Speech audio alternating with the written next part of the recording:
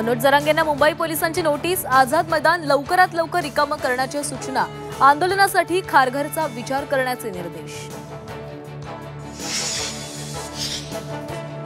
हायकोर्टाच्या आदेशानंतर police action मोडवर रस्त्यावरून मराठा आंदोलकांच्या गाड्या हटवल्या। सीएसएमटी स्थानकाबाहेरचा रस्ता अखेर मोकळा, तर सीएसएमटी स्टेशनवरूनही आंदोलकांना बाहेर काढलं।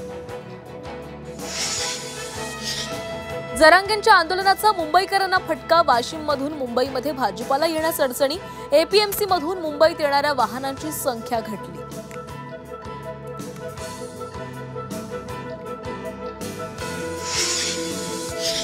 मराठा आंदोलकांची हुल्लडबाजी। जुहूमध्ये बेस्ट बसची काच फोडली। एका प्रवाशालाही मारहाण केल्याची माहिती, तर बीएमसी समोर आंदोलक विजेच्या खांबावर चढल्या। मराठा आरक्षण उपसमितीची थोड्याच वेळात बैठक। उपसमितीचे अध्यक्ष राधाकृष्ण विखे पाटलांच्या बंगल्यावर बैठकीचं आयोजन। जरांगेंच्या मागण्यांवर तोडगा निघणार का याकडे लक्ष। मराठा आरक्षणासाठी घटना दुरुस्ती करावी लागली तर पंतप्रधान मोदींनी करावी। खासदार छत्रपती शाहू महाराजांची पत्राद्वारे मागणी।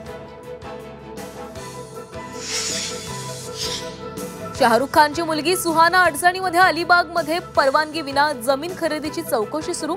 2 दिवसात वस्तुनिष्ठ अहवाल सादर करण्याचे तहसीलदारांना निर्देश। मुंबईत गेटवे ऑफ इंडिया शेजारी उभारण्यात येणाऱ्या प्रवासी जेट्टीचा मार्ग मोकळा। राज्य सरकारच्या प्रकल्पाला सुप्रीम कोर्टाचा हिरवा कंदील।